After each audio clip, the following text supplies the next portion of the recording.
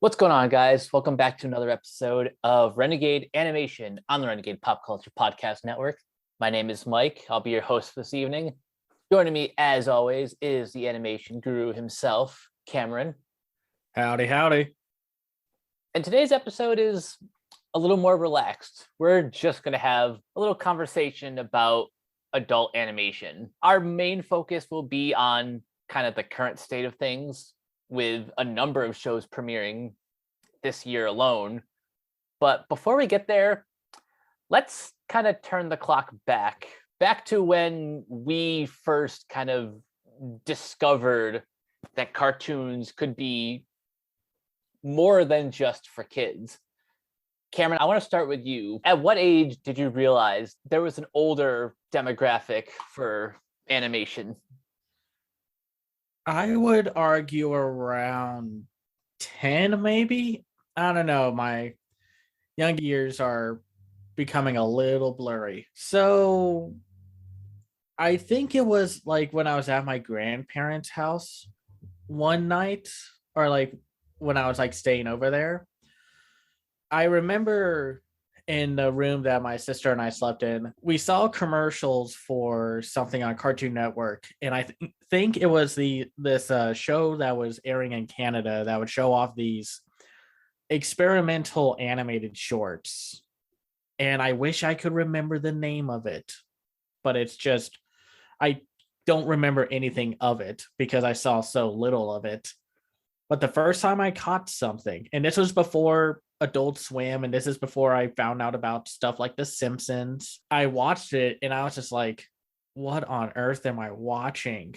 I didn't quite get it. I think I was a little terrified because the show was kind of like how music videos were at the beginning of the 80s, in that sense of the more avant-garde acts of MTV would like take the music video format and make weird little short films. And then as I was more aware of that, I got into shows like The Simpsons, King of the Hill, and Family Guy, and more non-edited anime. And it was just interesting. It didn't quite click with me. I was like, why are these people cursing so much? Why? What is with these adult topics? You're cartoons. You're not really supposed to do that. And granted, I was a kid. I obviously missed a ton of the adult jokes in stuff like Animaniacs, Looney Tunes, and whatever cartoons could get away with at the time.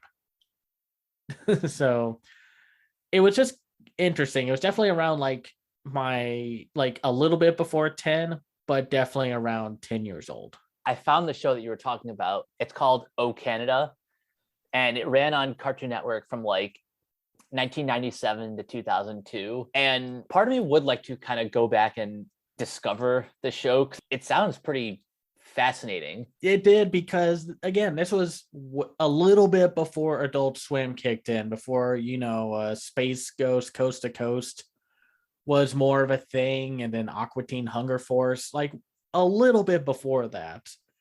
It's weird to be like one of the last few people to remember when Adult Swim was in its actual infancy. Something that I remember were like the very first commercial for Adult Swim, back when their bumpers were a little bit more literal. It was the commercial with like the old people in the pool and the guy on the megaphone saying like Adult Swim, all kids out of the pool. But before that, I think probably my first exposure to adult animation would be some of the more risque episodes of Space Ghost Coast to Coast.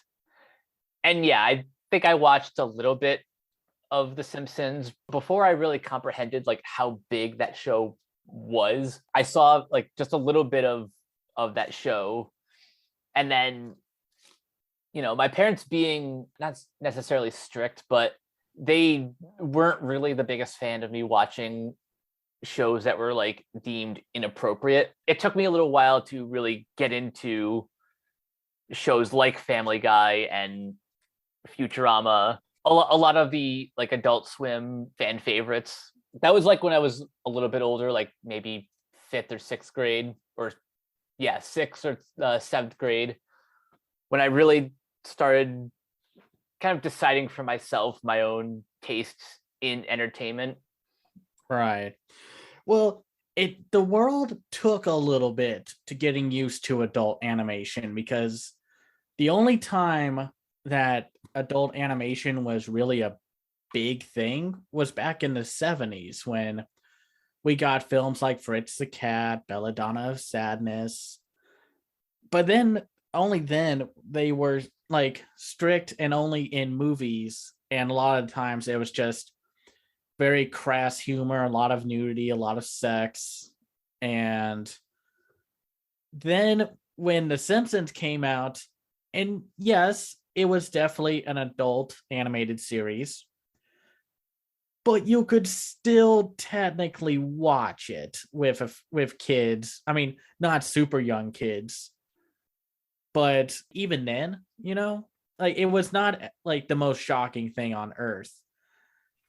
And adult animation didn't really become a thing. A lot of shows tried to do what The Simpsons did, and very few succeeded. Like, I guess I don't know who's going to remember this, but the Fish Police.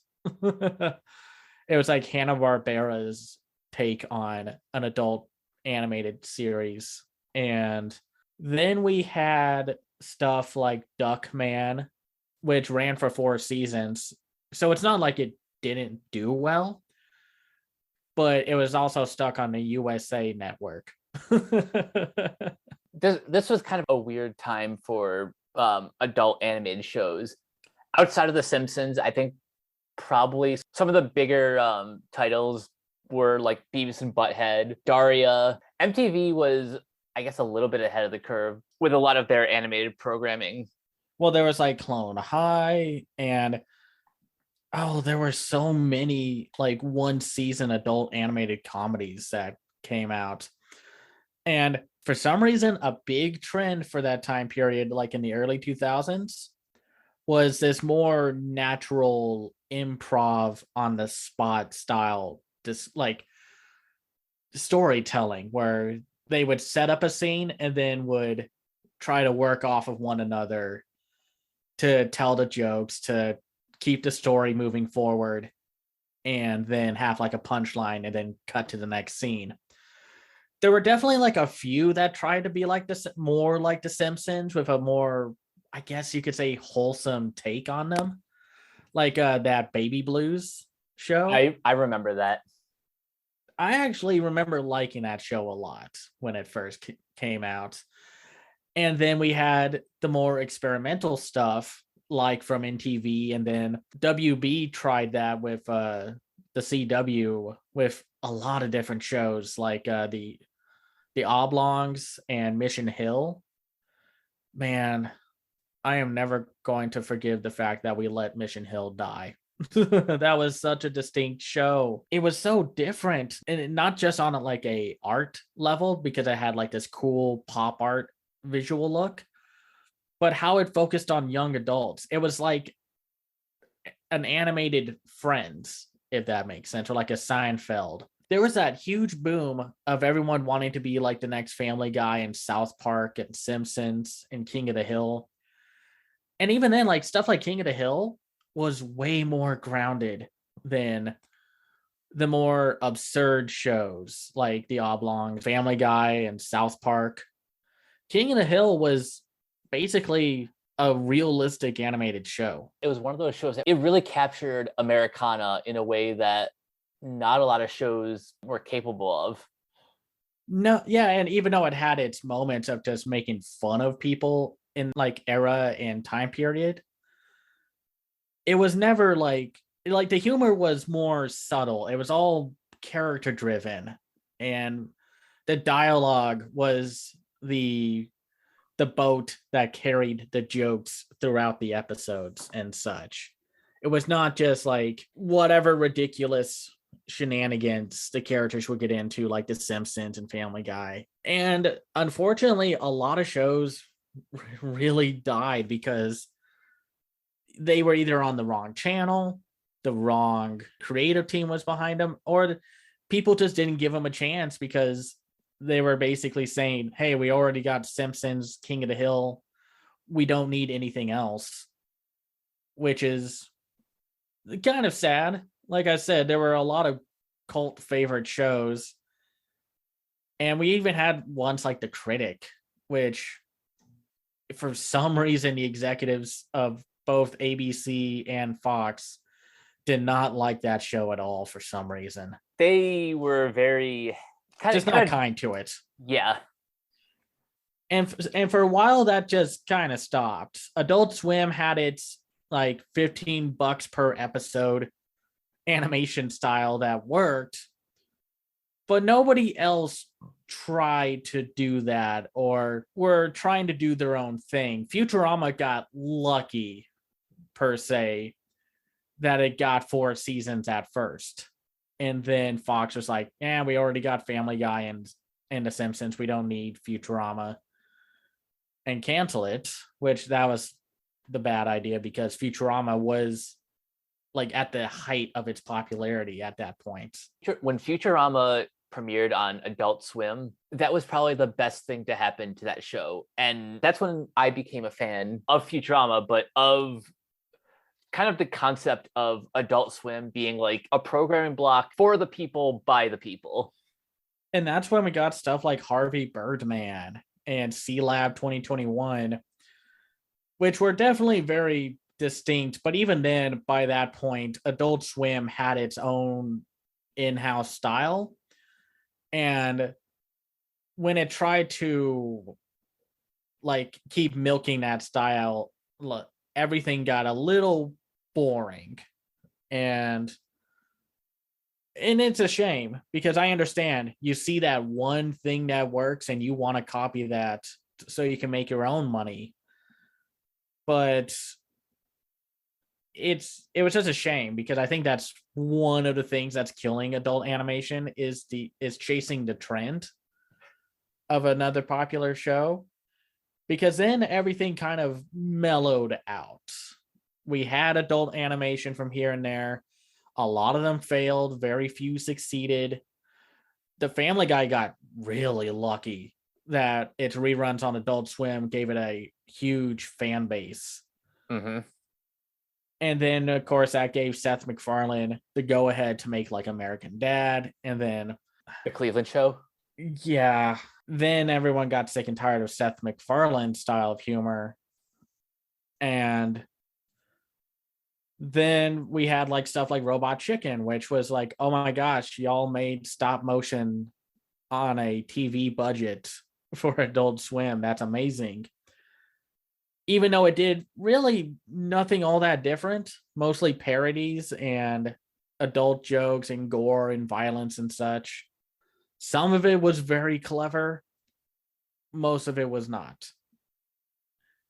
And then really at the turn of the new decade of 2010, that's when a new like breed of adult animation started to come into its own, when we got stuff like Bob's Burgers. And well, now we all know what happened there because Bob's Burgers became a huge hit, and those same people are making their own shows now, like Central Park, the Great North. Yeah. And even some people are willing to give other adult animated shows a chance, like Housebroken was probably one of the biggest surprises of this year for me, because I don't know what I was expecting. I liked the cast of actors that they got. And then it turned into a show that I was really vibing with. Now, that's not to say that it was all like uphill for adult animation. From there were still a lot of failures. There's like Border Town, which was just awful. And like, if you go on Hulu, there are probably like 5 or 6 adult animated shows that you probably forgot about. And then the Hulu will be like, don't feel bad about it. Everyone forgot about this show. So even Hulu was just like, yeah, it sucks, I know. And then Netflix came into play. And due to Netflix not having to follow broadcast standards, They could get away with a whole lot. And even though a lot of it is still very much raunchy adult shock humor, at least some of them are willing to try to go the distance a little. And then, of course, like Adult Swim was stagnating, even though they had stuff like Venture Brothers.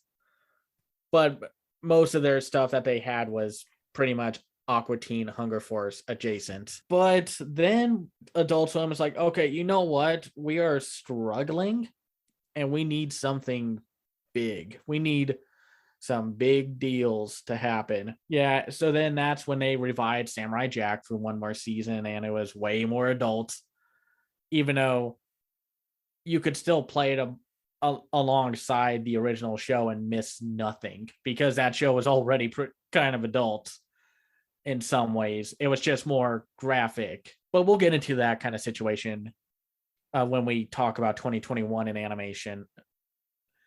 And then, of course, we had stuff like Primal, which said, like, we're not going to do what adult animation wants us to do. We're going to be quiet, atmospheric, story-driven through environmental and visual storytelling. We're going to have action, and we're going to be like the best gosh darn thing that you've ever seen. And Primal is just one of the best things ever. And then, of course, this isn't to say that like this clever adult jokes were all in the adult comedy scene. Ever since really the beginning of when animation became a thing, there were adult jokes everywhere. Even Disney and Looney Tunes were sliding them in. And they were still there in the 70s, 80s, 90s, until now. Even to the point now where a lot of shows that are mostly aimed at kids have extremely adult topics. And the reason for that is because, well, these shows are written by adults. So, and even in shows that like might seem very corporate, they're still written by humans, and humans are influenced by the media they grew up with. So there will be references to like pretty well-known adult films in things like, I don't know, Arthur of all shows. Yeah, which is wild to think about.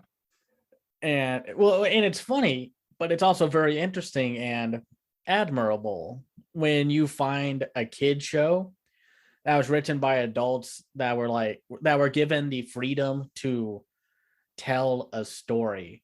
Like I remember a few months back, this clip from, I think it was from PBS, of this show called Word Girl was on.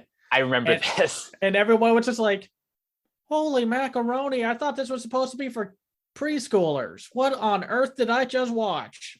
My favorite thing about that clip is at the end, Chris Parnell, who's like the narrator, he's like, oh, I'm sorry. I'm gonna need a minute.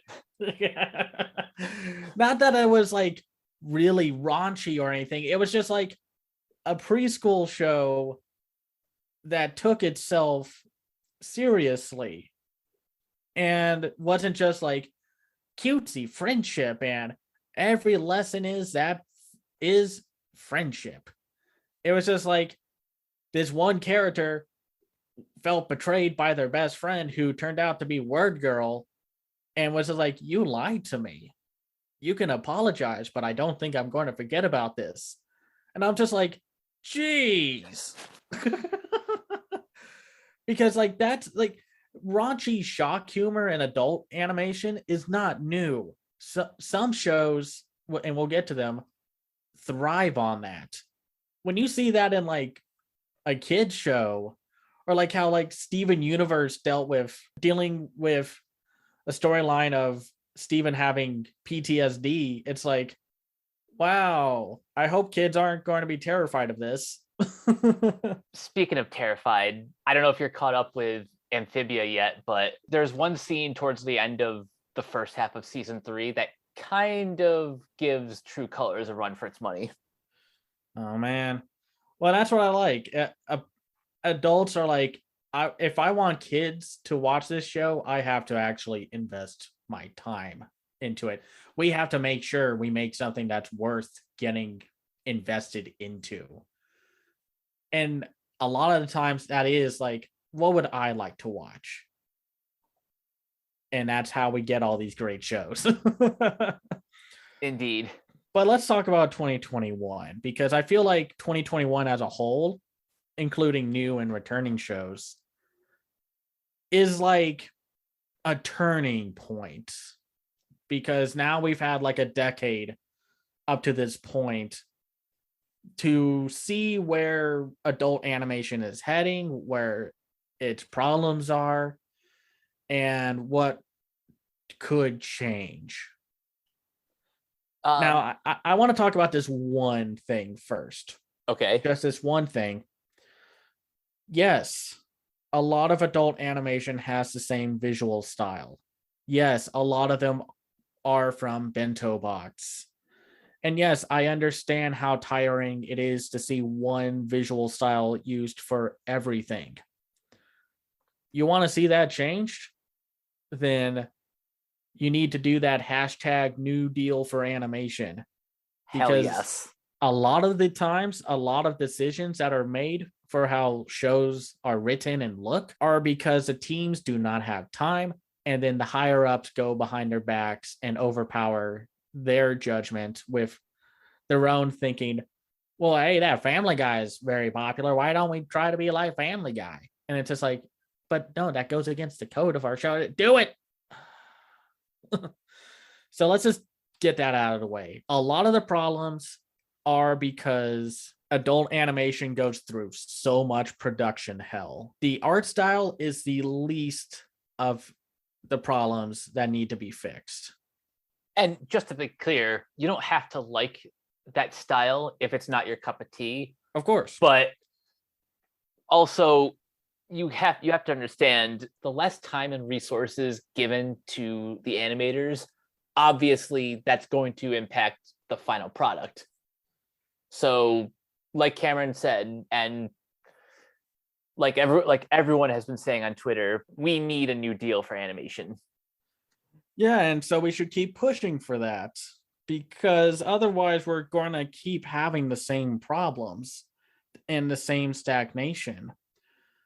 So in general, from what I've seen of adult animation in 2021, there are definitely some archaic elements that like they do need to change. And the problem isn't that, oh, they're all comedies. That's not the problem. I mean, because that's just a route to a bigger issue of just how higher ups don't trust anything that's not a comedy for animation, because it's got to be a comedy, and unless you're like one of the big studios like Pixar, you're not going to be able to have that level of control of what you want to put out. Right. So because then it's like, yes, I know shows like The Prince and Chicago Party Ant don't have the best reception and reputation for adult animation. And we've already talked about The Prince. The both of us thought that that's the worst new animated show of 2021, just like how Hoops was the worst of 2020. And while I wouldn't say Chicago Party Ant is great, it does carry itself with a vibe that, while it's still loud and comedy focused, it does have like a different vibe to it, even though it's always kind of a bad idea to make a show based off of a Twitter account. Like, I don't know. I think it's the actors that make that show more tolerable than it is. Based on like previews and clips I've seen, it kind of feels like that's the case with the Chicago Party Ant. And then like with stuff like Paradise PD, which is made by the people who made Brickleberry, since it was on Netflix, that show just they just doubled down on like the shock humor and being offensive for the sake of being offensive, even if I think it hurts them in terms of being a tolerable comedy. Because fine, they have their own vision of what they want to be, but when you're not funny and then you're kind of aware that you're not funny, that hits a weird chord with the audience. Mm. Like, do you know what I mean? Like, Yeah, like it's like you're not funny. You know you're not funny, but you're kind of stuck in this position of like you made your bed, you have to sleep in it. right. And then we had shows like BoJack Horseman that, while starting out as every other raunchy shenanigans filled comedy, then became very dark, very adult, and very depressing. And then like Big Mouth, which is shocking, vulgar, and gross, at least had a goal of being creative with talking about the anxiety of being a teenager going through puberty. And even though I think this most recent season has tried my patience with the overall show, I don't think it deserves all of the hate that it gets. Yeah, I've noticed the hate for Big Mouth gets a little bit too overblown. Some people call Big Mouth like the worst show on Netflix when that's not necessarily the case. Not when we have like Hoops and Paradise PD. Yes, it doesn't handle its topics perfectly.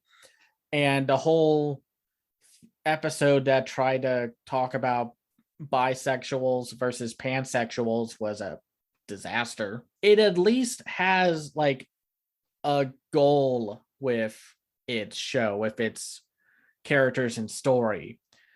I think the problem is it gets all those good intentions and very creative ideas get buried under the raunchy shock humor. And I think that's kind of a problem right now. Whatever good intentions adult comedies have, they tend to keep drowning it out with the offensive humor. And it's not that having offensive humor is instantly bad. It's more like you're not balancing it out enough. You need to find a way to balance it, because people would probably be more willing to look into what Big Mouth is saying if it wasn't making 15 penis jokes in a row, Oh, or sure. having the characters be really intolerable, even if that's on purpose, little monsters. And that's a shame, because you can totally see some of those ideas at times when you watch these shows. And then we do have, like, what else do we have for this year? Because we talked about like Paradise BD and Chicago Party Ant. Well, we had stuff like Adventure Beast that was more like, here's an adult comedy, but we mixed it up with a Steve Irwin style nature show. And it's actually better than you would think. The pop art look of the characters may not be everyone's cup of tea, which I understand. It's kind of like, here's that bento box look that is now even simpler, if that makes sense. Is this made by Bento Box? No, it's not.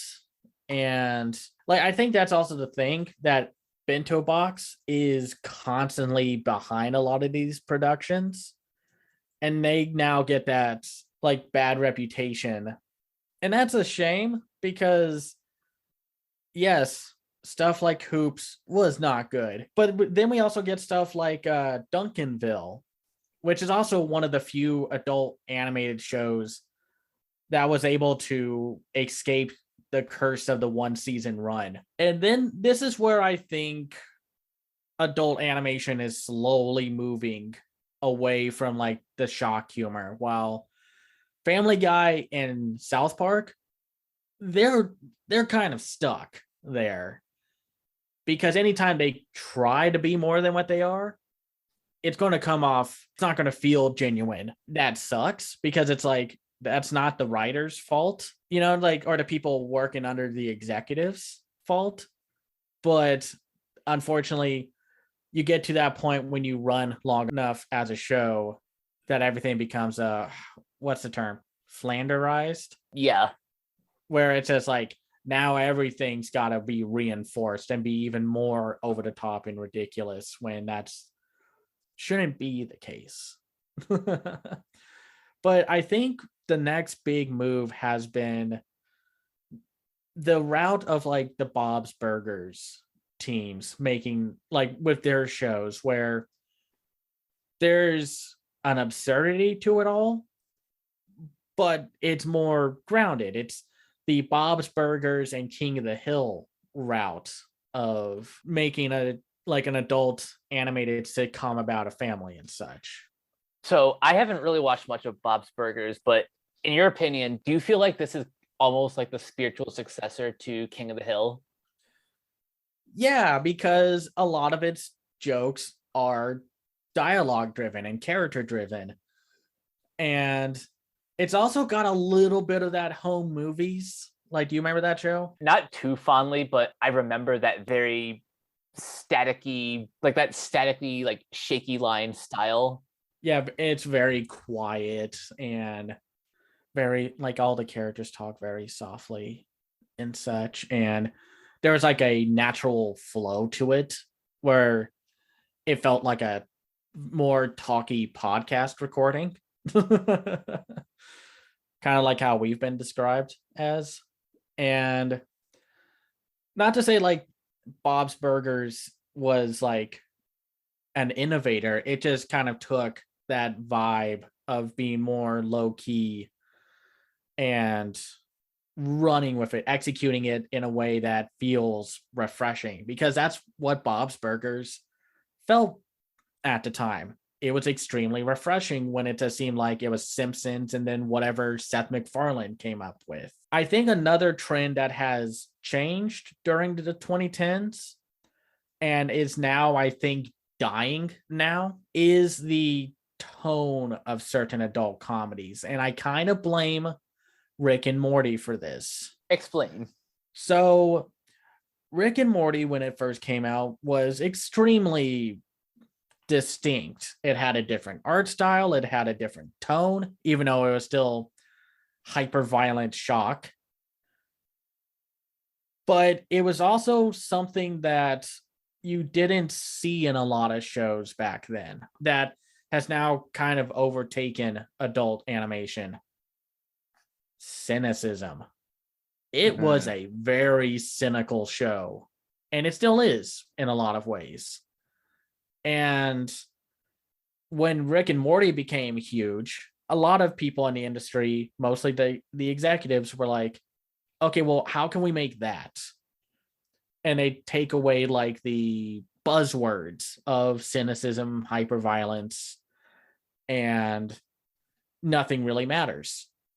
And of course, the people who work on Rick and Morty could tell you that's like, no, that's not really the main focus. Even though, I mean, we talked about this with the most recent season of Rick and Morty, where the show itself is kind of stuck in limbo of what it wants to be.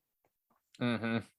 But for a while, a lot of adult animated shows really had unlikable characters, and that was supposed to be the point. That was supposed to be the joke, and that's what the hook was.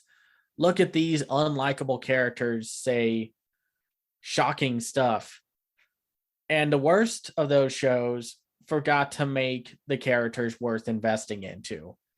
No, we're not saying that you have to make morally righteous characters, like they have no flaws, but you still have to make people want to invest time in watching the show.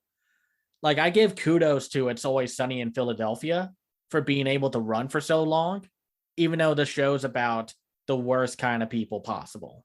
I could be wrong and say that, like, I don't mean to say like, well, everything's wrong now because of Rick and Morty. That's not what I'm saying. What I'm saying is the industry took the wrong idea of Rick and Morty and why people liked it. This is why a lot of copycats in other media usually end up like naturally inferior to the thing it's copying, because they're only really copying what's on the outside and not necessarily what's on the inside. There are some exceptions, like plenty of the writers from Rick and Morty went on to, to work on bigger projects. Like Michael Waldron has been working on like shows in the Marvel Cinematic Universe, and even like Roiland himself has another show on Hulu, Solar Opposites, which we covered the first season last year. And it had its moments. It was fine. Yeah. But the problem there was, it seemed like Solar Opposites' idea of making a successful show was bring up the hyperviolence and sci-fi elements to the forefront, while its best feature was that whole human farm thing. And I remember we talked about that. That was that was like everyone's favorite part. Oh, absolutely. And I still get a huge kick out of the episode that tricks you into thinking it's going to be another wacky adventure with the Solar Opposite gang, when it actually focuses on the humans. When it's just like, they all capture a bear. And it's just like, okay. And then all of that stuff happens way in the background. I think people are now getting a little sick and tired of the mean-spirited nature of shows. I think that's why Hoops didn't do well, because the characters sucked and were just not likable. You still have to make a jerk character likable. You can't just leave it at them as a jerk. And a lot of people like bringing up like Duckman and Bender from Futurama as like the ideal jerk character. And even those characters had a heart in there somewhere. They had, and I think this is what hurts a lot of adult animated shows. They think you need adult comedy and like adult jokes first, and then everything can be just put to the sidelines. And that's not the case. And that's what happened with like a few shows. Like I think Border Town tried to have something interesting, because this came out right around the same time the border wall was happening, or like the announcements and the construction of it was happening. And I think the show wanted to try to be commentary about that, but then it just melted into terrible Family Guy sludge. Ironically, Seth MacFarlane is a executive producer on that too, which was weird, because like when it had these little moments of like feeling like a Tex Avery or Looney Tunes cartoon, that's when it was at its best. But that show was so freaking ugly, and I kind of understood why it was. Like, I think it was an intentional design choice, but I think it failed because it tried to be shock and offensiveness first, and being mean and such. That's what happened to that Jonah Hill created animated sitcom, Alan Gregory. Oh God, that show was just awful. And it kind of shows that maybe Jonah Hill, like, his problem is that he doesn't have the range to make a show or direct a movie, even though I did like certain aspects of that movie he made in 2018, mid-90s. But I think that trend is slowly starting to leave, because even I think Rick and Morty is getting sick and tired of being Rick and Morty, if that made sense. Oh, sure. And plenty of those episodes in season 4 and 5 felt like cries for help. Because another thing that did kind of hurt and kill adult comedies is the syndication style of being made, where you had each episode be its own inner contained storyline. It would never be mentioned again outside of that one episode. Maybe you got mentioned outside of like other seasons, like they would bring back characters from those like one-off episodes, but there was no cohesion with like an ongoing story. Like characters would never change, and the longer a show goes on, that's when it starts hurting the show. And we've all kind of run into that with a lot of live action shows. People like once you get past season 3, you have to either find ways to keep going and be like refreshing still, or you just double down and just reinforce like what do the audience members like? What do they think is funny? And then they hone in on that aspect. That's why we have terms like flanderization and what have you. And I think it was also because a lot of cartoons that were made for children and families during 2010 and now are starting to become more story driven. They're not being very friendly to being rerun because some parts episodes could be rerun, but a lot of those couldn't at points. Like I think Owl House and Amphibia were signs of that. And like Adventure Time, Steven Universe, Gravity Falls, once it introduced Stan's brother into the equation, was pretty much like, well, we have a story to finish. We can't really dilly-dally anymore. Mm-hmm. And I think a lot of adult comedies are struggling with that, I think. Because even like with the second season of Duncanville, they're starting to slightly reinforce some characters with like for their comedic tropes that are attached to them. But then sometimes we get something a little different with adult animation. Like hence I referenced Primal, which people were like, wow, I can't believe there's an adult animated show that's like this. Because yes, it was hyper violent, but that's not really what people took away from it. People took away that it was quiet. It told a story through its visuals. And it was a very compelling story. And even though it had a lot of those syndication style stories, you still were invested from beginning to end of the season, especially that first season. That first season might be one of the best first seasons of any kind of adult animated show because it was so interesting to watch this, what was otherwise a very pulp fantasy action adventure show with a caveman and living in a world of dinosaurs and other giant monsters, like very old school fantasy book settings and Hollow Earth style settings and what have you. Yeah, I definitely need to on this before season 2 comes out because this feels like the show that Genndy Tartakovsky has wanted to make for like decades. We've seen Tartakovsky experiment with silence in animation plenty of times, whether it's like, visual gags in Dexter's Lab or like whole episodes of Samurai Jack. Right. This just kind of feels like the logical next step in his artistic evolution.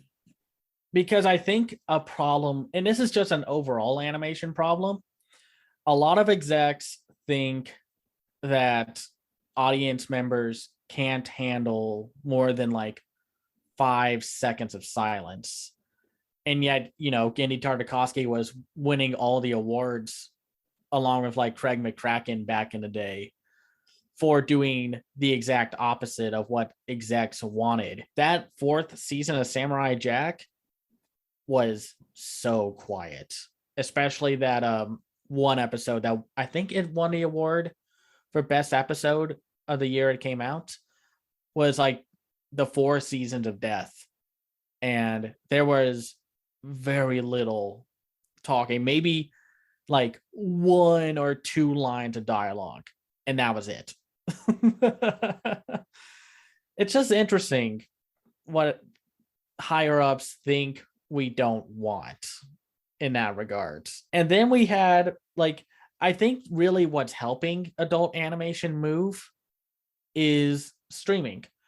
Because I think Netflix giving, for better or worse, all the freedom to people who like for the shows that they want to make is what's helping move the needle a little, because Netflix had the Castlevania series and you watch that show and it's like, yes, it's hyper violent, it's gory, it's got some sexy elements to it, but a lot of it is just talking, and not just like, oh, what are we gonna do next? No, it's all about the characters and just philosophy of what's happening within the plot. You were compelled to keep watching just to see the characters talk. And that sounds weird for an action show, but like, how many times can you say, oh, my favorite part of this action show was talking? Not often. And then that we got like Powerhouse Animation came in and said like, hey, we can do this without having to do what everyone else is doing. And I think that's very neat. And then like this year alone, we had stuff like the continuation of He-Man with Masters of the Universe Revelation that took a slightly more adult tone, with capping off the 80s series, because while it had its goofy moments and its like callbacks and references to the original show, it was so adult. Oh yeah, like I was not expecting, because I think everyone was expecting there to be like, oh, so it's just going to be story driven, but it's going to be as like lukewarm and mediocre as the original 80s show. And then of course you and I watched it and we were like, huh, neat, I like that. And of course, if you wanted a more tongue-in-cheek He-Man cartoon, you had the new CGI series, even though that series still had some pretty adult topics. Oh sure. I was gonna say, speaking of Animaniacs, we talked about that earlier. That show is back, and its head showrunner is a Family Guy alum. They're bringing a little bit of that sort of modern edge to the material while still staying relatively true to the characters. Right. And like, I think one of my favorite jokes of the new season of Animaniacs was when they were in Rome and they're in the Colosseum and they have to fight all these barbarians. And then, of course, you see that Neil Beefheart character be like, call out the fact that like barbarians is a very harmful stereotype to these nomadic people. And then before they could actually hit the Warner siblings, Yakko like picks up a phone at a desk and he's like, hello, Universal. And then he's just like, okay, everybody stop the show. This is a cease and desist copyright from Universal because of using images and visuals similar to Conan the Barbarian. Oh, I love that. Like, I think they're a little more forward with the more adult humor, but kids can still watch it. I think the thing that's kind of weird right now with animation is we're in a point where the line between adult and kid focused is becoming more blurred, because we had stuff like Maya and the Three. I wouldn't really call that a kid show, especially with its themes, but since it is made for kids, quote unquote, it's all the more impressive that it was able to be mature and as dark as it could be. That's something I want to bring up. For far too long, there's kind of been this, barring a few exceptions, in the West, there is like this binary between shows that are like made for kids and then shows made for adults. But like, there's hardly anything made for the audience in between. And I think that's something we've been starting to see a little bit more over the past couple years. And you could even argue that kind of began on Cartoon Network with shows like Adventure Time, Steven Universe, and even Cartoon Network's like even their programming block Toonami, which was like, it gave anime the biggest boost in the States. That kind of slowly introduced the concept of, oh, okay, So maybe there is an audience in between the ages of 6 and 11 or 18 plus. Right. And yeah, I think because there's now a middle ground for audiences, that's when we're getting stuff like Centaur World, where yes, it's very goofy, it's very wacky. I actually started watching the second season, and while I didn't get far with the first episode due to things, it's like, oh right, this is the show that dealt with loss and grief, and but look at the wacky centaur characters. It's just interesting because then it's like, well, where does adult animation go there? Like, do you still keep yourself like on the edge of just still being for adults, or do you like have enough adult material for adults to enjoy but take out some of the elements and kids could watch it? Like, I think that's kind of been my thing with Close Enough. Like, Close Enough is just Quintel without Without a filter. but even then, Close Enough is really no different than regular show in a lot of ways. And the way it tackled adult comedy was refreshing because it wasn't trying to be a Bob's Burgers, it wasn't trying to be a Family Guy clone. It was like, we're doing our own thing, and gasp, doing your own thing apparently works. Who would have thought?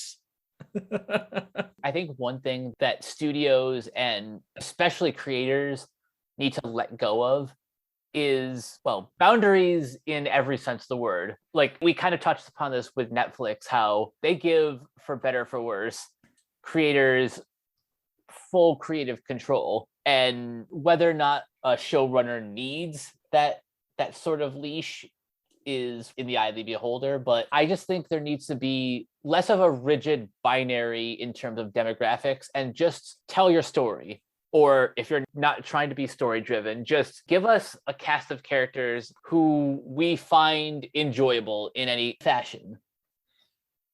Right. And then, well, I like, we then get shows like Inside Job and Arcane on Netflix. And before we go move further, we're going to praise these shows, but we still want Netflix to stop screwing around its creators and actually pay them what they deserve and don't mess with them 100%. And then with Arcane, what sucks about that show is that like it's really good, but it's based off of a game made by a studio that's mired in multiple anti-union lawsuits, multiple cases of sexual assault and harassment, and toxic workplace conditions. So it's like, well, great. I want to support Arcane, and it's getting a season 2. So obviously enough people watched it to give it a season 2. But there's always going to be that underlying, like, it sucks that I'm having to, like, I love this show, but I hate the company that this show is originated from. It's like, man, I love the Castlevania show, but I hate Konami as a studio. It's that sort of moral dilemma where the company behind it is, evil beyond a shadow of a doubt, and yet they're still making good stuff. It's kind of how a lot of people are very much not Disney fans, but still enjoy like their animated series. Right. And that's what sucks about taking in stuff in this current day and age. Most of the companies making this stuff suck on a human level, but they have people working at those companies that are making great things and having healthy work conditions and like, safe spaces for people to make the best art that they can.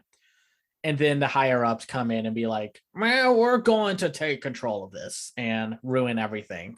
For cases like this, you're going to have to find your own line of like, what are you willing to cross that line for? What are you not going to cross that line for? just everyone's different. Don't try to police people if they like Arcane. From what I've seen, a lot of people are like, man, Arcane's a great show. I do not care about the games it's based on. It's like reverse marketing fail of like, make the show to market the games and nobody cares about the games. I don't think I've ever cared about League of Legends. And yet, as of this recording, I'm only 3 episodes deep into Arcane, and yet it's some of the finest piece of entertainment I've seen all year, animated or otherwise. Man, it's like that visual look for that show is amazing. The studio that they got to make this CGI with its combination of painted textures and 2D effects, it's amazing. That show is a visual marvel. It's like the next step of what we should do for TV CGI. Oh, like absolutely. Like, don't get me wrong, I love that new He-Man cartoon with its cartoonish action figure look for all its characters. It makes them way more likable and endearing than the 80s cartoon. But it still looks like a lot of other CGI shows. It just happened to have a team and an art direction that actually does a lot of the same things that Arcane does, but on like a smaller scale, if that makes sense. Because like Arcane is just going the Spider-Verse route of just like, we're going to be amazing. We're going to be innovative with the visual look. Don't worry, the other 6 episodes are not going to disappoint. It's probably one of the best told stories of the year, with its focus more on like a very interesting fantasy sci-fi setting with its internal politics and like themes of like corruption and power that's held together by the drama between 2 sisters that are torn apart through consequences of their own actions. But this show is exactly what I've been hoping for in terms of its demographic. Wikipedia calls this an adult animated series, but like they also say, kind of like the game, this is aimed for like 16 plus. That would still kind of be considered young adult. I think this is because Arcane was such a huge success. I think this might finally, I hope it is at least, that this is like really that final push to create a new demographic, if that makes any sense. Right. And it's funny because if you took out the League of Legends elements, like the names of the characters and its connections to what is otherwise a fairly mediocre game that just got lucky because it was one of the first games of its kind, you could just watch Arcane on its own merits. Isn't this a prequel anyway? So like, yeah, it is. You don't have to know a goddamn thing about the games to get into this. Yeah, which is why it works, because it doesn't try to go like the Street Fighter the movie route where it's like, oh, we got all these characters you recognize. Do they do anything?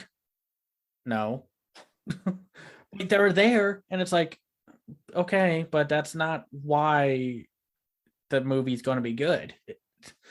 That's why a lot of those like fighting game anime fall like flat, because they want to make sure the fans of the games are there first and not just trying to get a bigger audience. And then like with shows like Inside Job, which is, created by Shion Takeuchi, which is like, I think very clever, very creative, and very funny. But I think it's like within its first season, it's kind of stuck in that realm of, I don't exactly know, like, do I want to be like a crass adult comedy, or do I want to have more, and can I balance it out, those 2 elements out?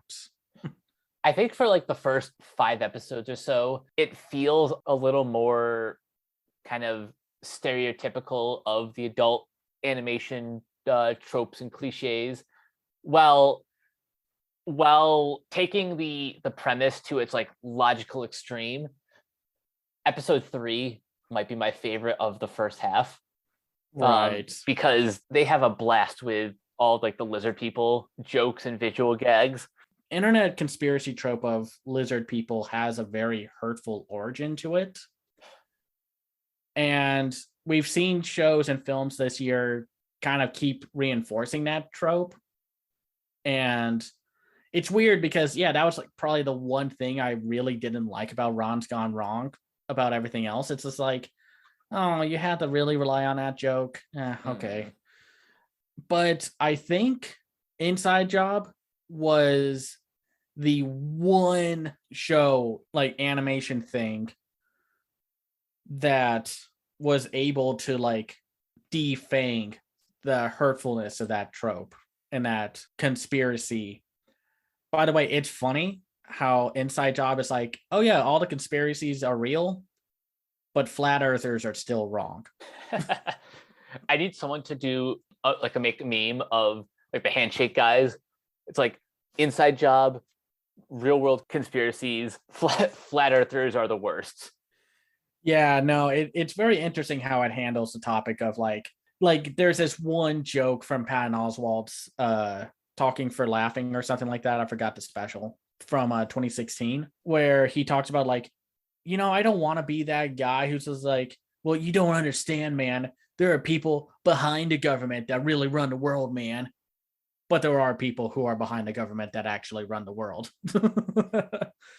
And they just run with that joke and set up. And it's very creative with what it does. And I like Reagan, our main character, who like I was a little worried about what they were going to do with her, but they were able to keep like this interesting interpersonal drama arc for her with her connection with everyone and the strained relationship with her family that kept everything going. The payoff for that in the season finale it's definitely worth it. Yeah, it is. Though granted, I think the weakest part of Inside Job is that its side characters are not as memorable, and that's a shame because I like the ideas of like, because it's another workplace comedy, but I like the characters. They all have like something that they're proud of, like Gigi, who's voiced by Tisha Campbell Martin. I invented selfies and made everyone foolishly record themselves for the government. And I will say my favorite episode though is when they go to that small town that's stuck in the 1980s. Oh, that was great. Because I know you saw I posted a clip from that episode talking about like how nostalgia is now weaponized, it's toxic, and it's now used for pandering. And that's why I don't like nostalgia, y'all. I'm so burned out by it because it's not harmless anymore. Nostalgia is not harmless. I'm sorry, it's not. And the show really just kind of said what I wanted to say about it, which like Reagan says, like nostalgia is just poison to keep everyone happy while the world is on fire. They are not wrong about that at all. They are not, because that's what it is. And I like that it doesn't glamorize the 80s. Like it's not like, man, the 80s were the best. Oh no. Especially the stuff with poor Andre, who's voiced well by Bobby Lee. This is probably one of my favorite Bobby Lee performances. And how he deals with, a lot of the racism that Asian characters and people dealt with during that time period. Even in like, I think what works about the show is that its shock humor has like no bite. I mean, how do I say this? It has the right kind of bite. Yeah, it's not punching down in a mean-spirited way. It's punching, but it's like a Plastic Man wiggly arm punch that's like, so it hits you, but it doesn't punch down as hard as something like some other animated show for adults would. If anything, this is the example of punching up humor, which attacks big corporations, the whole concept of celebrity, even like deconstructing the classic conspiracy theories, and totally reimagining them for this universe. Well, it's smart. It's a very smart show that I think people were too easy to write off, because it's like, oh, this looks like Rick and Morty 2.0. which is not the case. It might have a similar visual style, but I don't think it's Rick and Morty 2.0, even though I get the comparisons. I absolutely do, especially that second episode with all the clones and such, and the Akira moment. It's a good show, but I am curious to know where season 2 goes, or as Netflix does with screw over their creators, part 1. Oh, yeah. That's a thing that Netflix needs to stop doing. Because part 1 is less like, oh, so it's going to be a limited series. Here's part 1. No, I feel like naming something part 1 means that you are going to get more. But also it's going to be it's not season 1, it's part 1. So we don't have to pay you for season 2 and 3. You know what I mean? It's like, it's different word lingo. It's someone being malicious with the fine print, which is a shame, because for as much as we can criticize Netflix for it, and trust us, Netflix has a ton of things worth criticizing, they would let Inside Job and Arcane happen, and that's great. And I think because of that, everyone else is catching on. Like, we got to do something, because while Netflix, in a result of their own hubris, canceled Tuca and Birdie, and then Adult Swim is like, oh, we'll take that, and then gave Tuca and Birdie a second season, and I think they've also renewed it for a third season. Wow. So Netflix is really kicking themselves now. Oh, I think they shot themselves in the foot to let that happen. But Netflix is like, well, fine, we'll give you Arcane. We got Arcane. What do you have? And man, Arcane, just that visual look alone is amazing. Like, even if it didn't have some of the best writing of the year, it has probably the most distinct visuals of the year. Absolutely. It literally looks like you took the 2D art of League of Legends and then brought it to life, and not like through motion tweens or motion comic style animation. They just slapped them on really good CGI models and CGI animators. And again, they took like that Spider-Verse route, experimenting in like, how can we bring this art style to life? And the action is great. This is some of the best action you'll find in any show. And I know you've only seen 3 episodes, but it gets better as time goes on. Like, and it's already good. So that good getting better, or I guess in a non-existent word, gooder.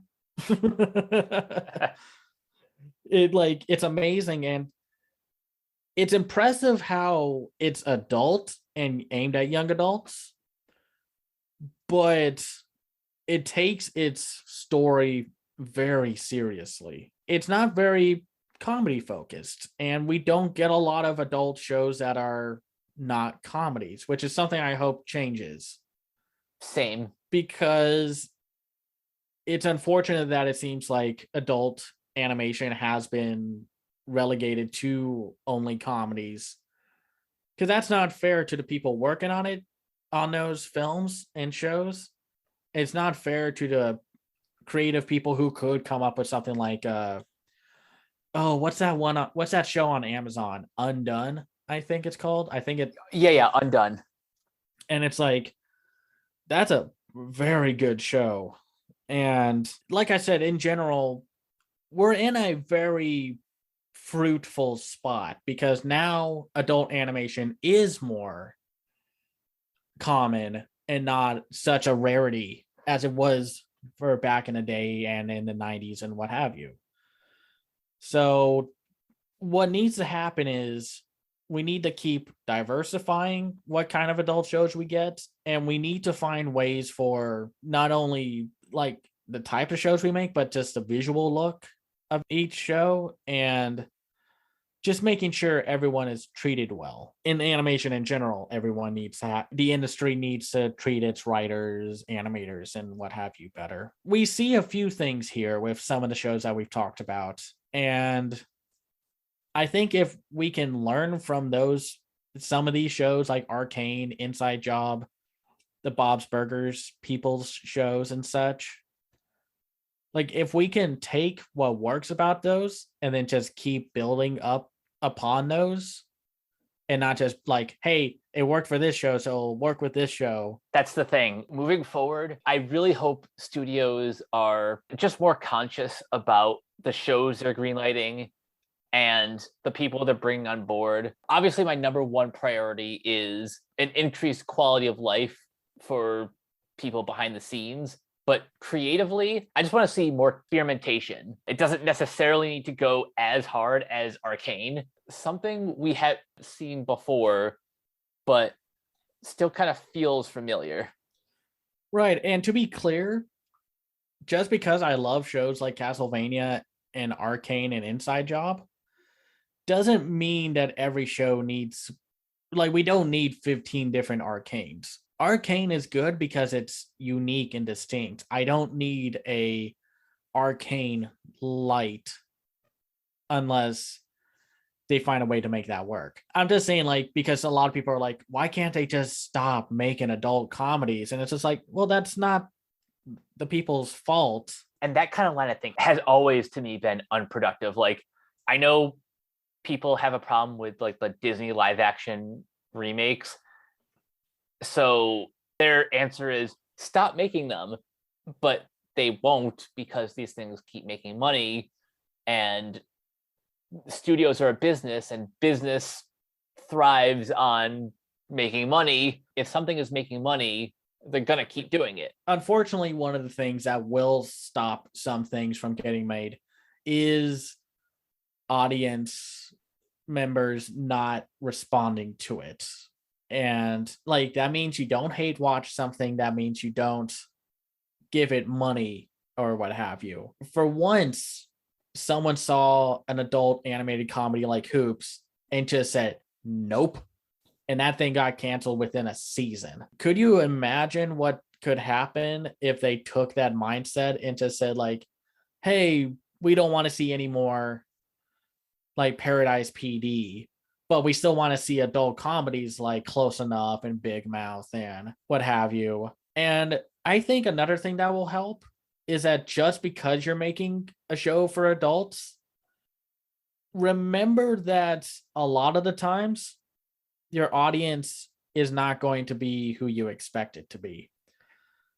Like, I think that's what hurt Young Justice in a way, because it was definitely a way more mature show for kids and young teens, but then they canceled it for no reason. The reason they canceled it was because it had a female audience instead of a male audience, and they were like, what the heck, we wanted a male audience. And it's just like, well, what's wrong with a female audience? And then of course My Little Pony was just like, man, we have male and female viewers, who cares? It's like, really, a lot of these changes can be made, but you have to get past those execs who are just kind of stuck in their ways. The sooner we get rid of those execs, and get ones that are, of course, reasonable but more open to seeing something different and not caring about the target demographic, the better. And if you see an adult animated comedy that doesn't look appealing to you, don't watch it. I mean, watch it, but watch it because you want to, and you want to see what kind of like reaction you get from it. Right. Like multiple shows and what have you, thinking like, I don't know if I'm going to like this. And then sometimes I'm like, oh, big shock, I didn't like it. But sometimes I'm like, huh, alrighty then. I liked that. Yeah, and due to the nature of this podcast, we take it upon ourselves to give everything a chance, because that's kind of the whole point of this website. But for the general audience, you kind of have to vote with your eyes and your wallet. Yeah, because unfortunately, the execs, like, by themselves are not going to make the decision or have like an epiphany of like, wait a minute, people don't want this, and they toss everything off their desks and run down the halls yelling sanctuary as part of Paris is burning down. Oh, wait, sorry, that's the Hunchback of Notre Dame. It's really, I'm sorry, and I know it sounds daunting, but like the audience has more power than you think. Other than that, I think we're in a pretty solid state of where adult animation is. And with just a little tweaking here and there, like comedies don't need to be raunchy and shocking. They can be just kind of silly, low-key, and absurd. We can like needing more variety within what kind of adult shows are made. And of course, treat your animators and writers and storyboard artists and directors and such with respect. We're in a better space than we were back in the day. So, I mean, unless you have anything else, I kind of like said everything I wanted to. So the last thing I want to ask before we wrap this up, I think we both kind of agree that Arcane is really at the top of our list. But what would you say is like your number 2 favorite of the new adult animated shows that we've seen this year? I think it has to be maybe The Great North or Housebroken. Just because while they have elements that are familiar, and I'm just talking about new adult animated shows, because otherwise I would obviously say Close Enough is my favorite. They just had something to them that felt different. And while The Great North definitely feels like and looks like a show made by the Bob's Burgers people, it has a lot of the same charms, and I think people are more open to that now than what they were back in the day. And Housebroken is just clever. It's less about the humans and it's more about the animals and the mindset of an animal and their owners and such. And also Jason Mantzoukas is in it and I just love him. So I'll watch whatever he's in. Nice. And then of course I like Inside Job. But that's really it for me, like outside of Arcane. I would have to say that Inside Job is my number 2, only because I haven't gotten to The Great North or Housebroken yet. Inside Job, it clicked in the way that I was already kind of expecting, given the creative team, but the fact that they kind of understand both the medium and their target demographic, they just had all the right ideas in how to fully execute their core premise. Should they get that second season, or I guess in this case, part 2, I look forward to them continuing to develop this world and these characters. I'd be so down for that because the side characters, while I did love the actors that were there, like I loved seeing Bobby Lee and John DiMaggio. Like I loved that John DiMaggio was back. Brett Gelman, his delivery on everything just cracks me up. He is so good. I agree. And of course, even though we recommend Arcane, if you find yourself that you can't watch it because of how it's connected to Riot Games and such, I understand. But don't police other people if they are enjoying the show. That was a really fun discussion. I hope we get to do more of these sort of off-the-cuff episodes in the future. I'm down for that because it's very different. But for now, Cameron, where can everyone find you online?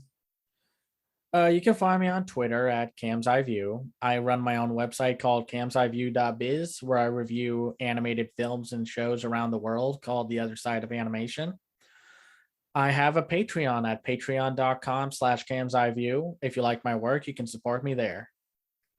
And you guys can find me on Twitter at Captain K42. You can check out my quick thoughts on letterboxd.com/CoachK42. And you can find me in all the various Facebook groups just at my name. You can check out Renegade Pop Culture on Facebook and Twitter at Ren Pop Culture. You can find us on Podchaser. Look for all of our podcasts on Anchor, Spotify, Apple Podcasts, etc. And last but not least, everything can be found at renegadepopculture.com. Need an escape? So do we. That'll do it for this episode of Renegade Animation. We will catch you guys later. Peace out. Bye-bye.